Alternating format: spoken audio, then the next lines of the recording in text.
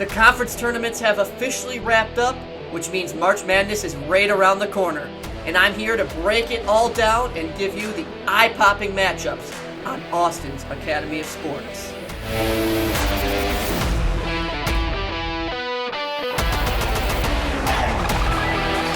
Yesterday, the SEC and Big Ten championship took place with Michigan and Florida winning the trophies, bringing it back to Gainesville, Florida and Ann Arbor, Michigan. What a great day of college hoops Sunday was, and it's going to get even better this weekend, wrapping up March Madness, or not wrapping up conference tournaments and beginning March Madness. Both Michigan State and Michigan are on the same brackets, which we will talk about a little later in the show. But let's get to that SEC championship, starting off with Florida. They defeated Tennessee 86-77. It was a great game. I mean, Florida dominated. Jordan Gainey scored 24 points, but for Tennessee, unfortunately, 3 of his starting 5 players fouled out late in that game, and that is just what Florida does to you. Florida wears you down. They have a dominant big men, 2 of them actually, Alex Condon and Thomas Hugh, 11 points per game, 8 rebounds per game, 9 points per game, and 6 rebounds per game, respectively, for the 2 Florida big men. And they are just dominant. They wear you down. And then in the backcourt, the Florida Gators are insane. They have Walter Clayton, Will Richard, Denzel Aberdeen, and Elijah Martin all in the backcourt for the Gators. And their coach, Todd Golden, is probably one of the best SEC coaches in the league, if not one of the best, because he's going up against Bruce Pearl, SEC, making 14 teams, bringing 14 teams to March Madness this year, which is a conference record for any conferences ever. Like 14 teams out of 16 teams in the conference. That's unheard of for any tournament to happen. Big Ten, for reference, only got 8 teams, and the SEC got 14. So they netted about 6 more teams in that conference. But getting back to that Florida win in Nashville, Bridgestone Arena, me and my family actually have been able to go there once, and it was a pretty unique game a few years ago, so that was a different experience. But we didn't get to see Florida. We saw like the Vandy's 15, 16 seeds going at each other. It was like the first night of the SEC tournament, and this wasn't this year. This was probably 2 years ago. But anyways, this year's tournament was insane for the SEC. They had so many good teams, and it was a bloodbath, especially once the semifinals hit with Auburn, Tennessee, Florida, and Alabama. But Florida gets the win over Tennessee, 86-77. Like I said, Alex Condon with 13 points in that game, and Tanner Hugh with 11 points. Florida, they are the 1 seed in March Madness coming up this weekend, and Tennessee is now a 2 seed. So it didn't really affect any of the rankings. Whoever was going to win that game was going to be the 1 seed, and then was going to be the first 2 seed for the loser. Auburn is the clear 1. Tennessee is the number 2 seed for the first number 2 seed for March Madness. Florida is the last number 1 seed in March Madness. And then, of course, you got Houston and Duke rounding it out as the other 2 1 seed as well. Florida gets the win, 86-77. Now moving on to the Big Ten championship. Little frustrated. It should have been my Michigan State Spartans, but it wasn't. And, now we got to pay the consequences. But Michigan, they bested Wisconsin 59-53. Trey Donaldson, for any Michigan fans out there, he kind of had the best, I think it was a 3-game stretch. He kind of had his best 3-game stretch in the tournament. So now he's heating up heading into March Madness. And that's just what the Michigan faithful wanted. Now, he is a star player. He came over from Auburn. But during the regular season, especially those last few games, didn't do very well against Michigan State in both series that they played. But he got the win. And in that semifinal, well, he was good in the quarterfinal as well against Purdue, but in the semifinal game against Maryland just let him go right to the bucket. I'm sure you saw all the highlights on your social media, but Maryland, they were down by 1, I believe it was, and Trey Donaldson had the ball with 5 seconds left. He inbounded the ball. Michigan gave it back to him. Bill Raftery, who was the announcer, said, "Don't let him get it back." And wouldn't you know, he got it back. He drove all the way 94 feet to the cup and made a layup with ease. I mean, there was only like 0.2 seconds left on the clock. Maryland had no chance to do anything. And that won him, sent him to the chip the next day on Saturday. Well, the chip was Sunday, but he won the layup on Saturday. And they just didn't get in front of him. Maryland, that is. Derek Queen just let him go right by.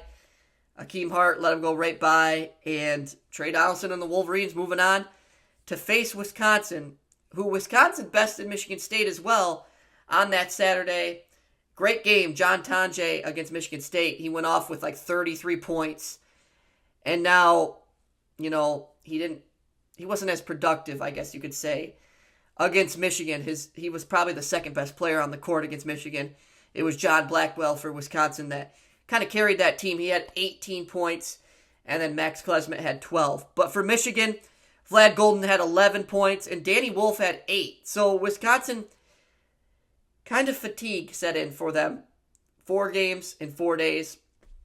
4th game being against the Wolverines. And the Wolverines, they kind of like Florida. They wear you down in the end. But what a turnaround for head coach Dusty May and the Wolverines. They get his first season in the conference, bringing Vlad Golden over, and they win the tournament.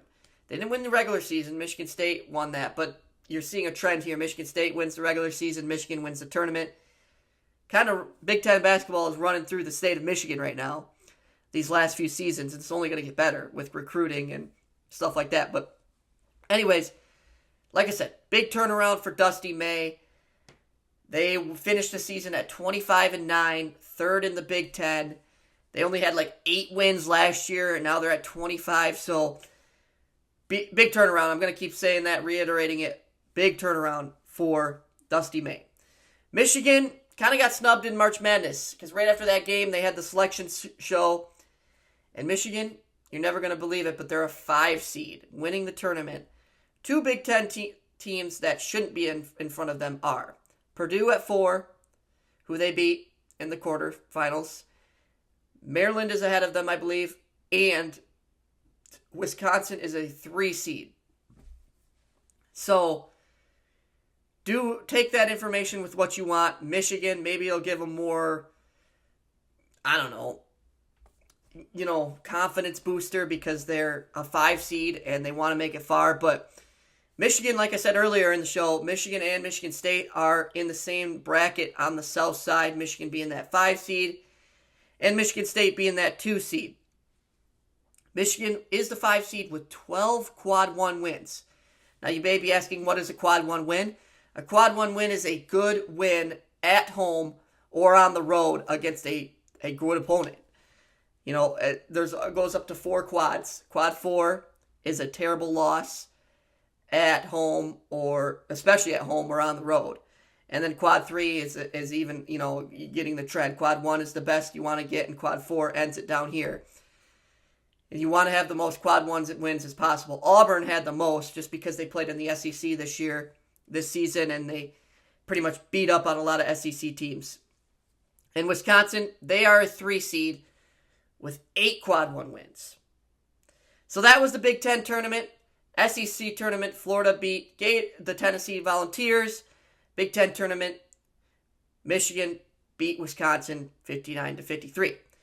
So that kind of leads into March Madness coming up. I don't want to go through every single matchup, but the 4 number 1 seeds are as follows. Duke is in the East, Auburn's in the South, Houston's in the Midwest, and Florida is in the West. 68 teams. First 4 starts tomorrow night, Tuesday night, whenever you're watching this.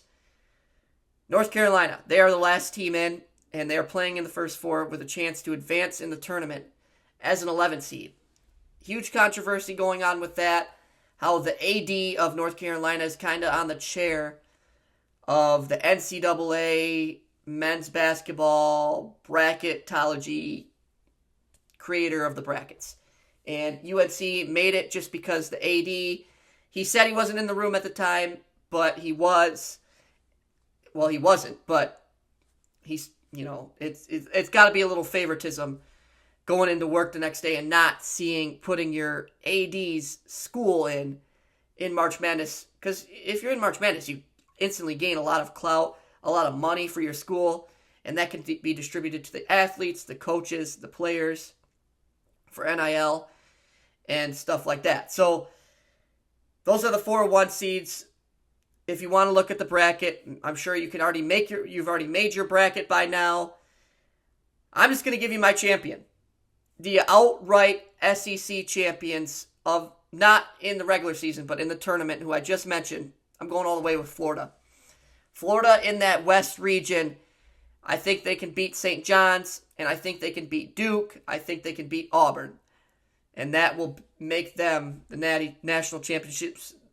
They are just the most complete team in my eyes, and I don't see them losing again.